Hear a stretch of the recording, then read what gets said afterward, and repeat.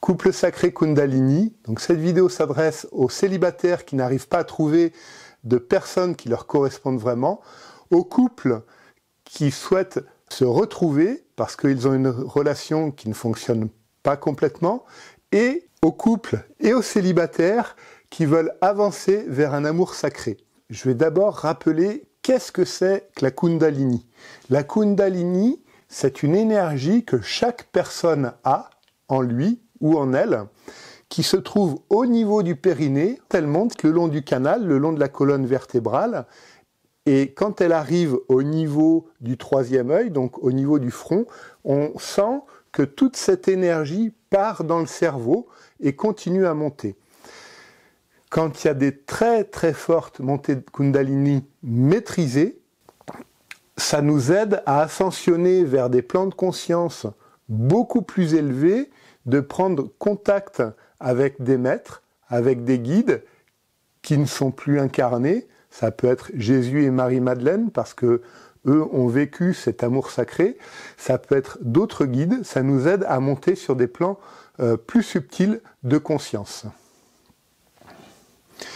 Donc, si tu n'es pas abonné à la chaîne, eh ben, tu peux tout de suite t'y abonner et liker la vidéo. Et oui, j'ai fait un petit montage parce que je me suis aperçu que dans la première vidéo, j'avais oublié une chose par rapport à la montée de ces énergies, du serpent lunaire, du serpent solaire et de la Kundalini.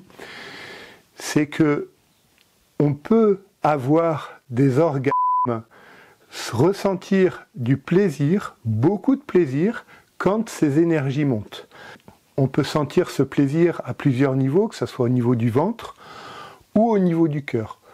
Au début, quand la Kundalini monte, effectivement, on a vraiment beaucoup d'extase qu'on peut après travailler et reproduire avec un ou une partenaire. Et puis, au bout d'un moment, l'énergie, c'est comme si au début, elle montait de façon plus grossière jusqu'à un certain niveau, à peu près au niveau du ventre. Et après, ça arrive au niveau du cœur. Et une fois que ça monte encore plus haut au niveau de la tête, alors, à ce moment-là, on sentira beaucoup de plaisir, mais ça sera beaucoup plus intériorisé. C'est pas parce que c'est plus intériorisé que c'est moins intense, bien au contraire.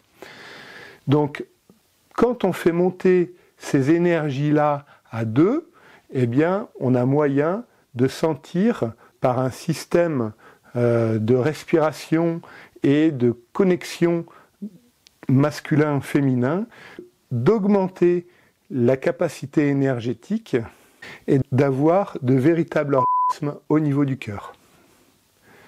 C'est cette énergie-là qu'on peut faire monter pendant le rapport sexuel. Je suis sûr qu'elle monte déjà chez certains, mais que vous ne la sentez pas ou que vous ne savez pas que c'est ça.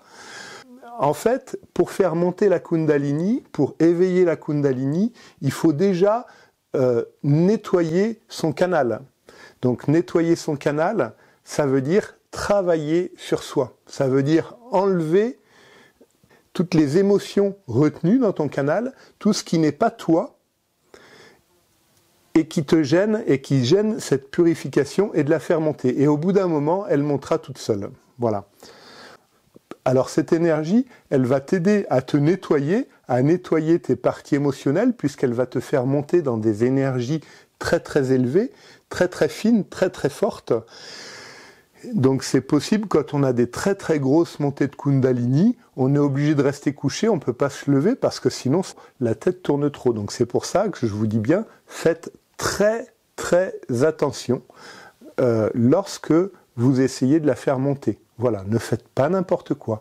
Hein, c'est quelque chose à manipuler avec précaution et avec des personnes initiées. Donc le but, c'est que ça monte, c'est que ça vous éveille, mais ne le faites pas n'importe comment. Voilà. On ne demanderait pas à un enfant de 12 ans d'aller monter sur l'Everest. Ceux qui veulent vivre un couple sacré, ils prennent ça un peu comme le Graal, comme ok, une fois qu'on a la Kundalini qui monte, on est arrivé où il y a un aboutissement.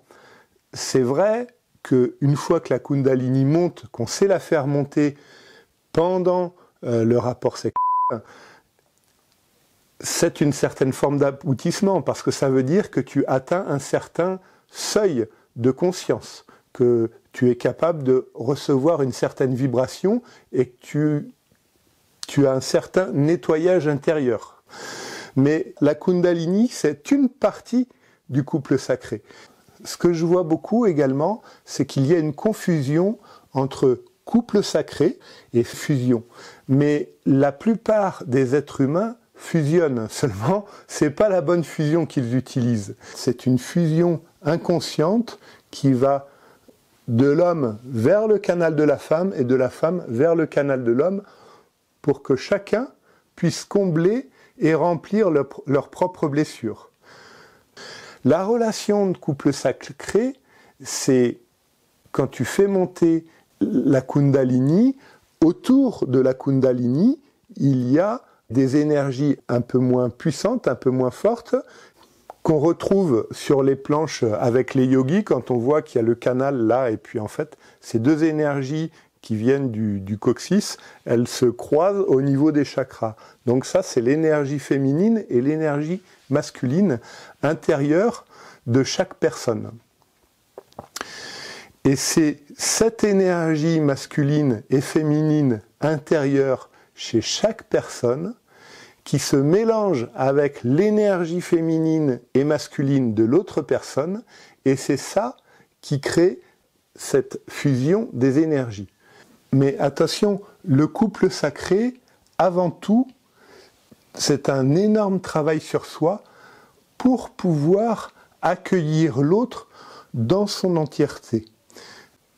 Le couple sacré, c'est arriver à avoir guéri ses propres blessures d'abandon, de rejet, pour se sentir complètement soi-même, avoir défusionné d'avec ses parents.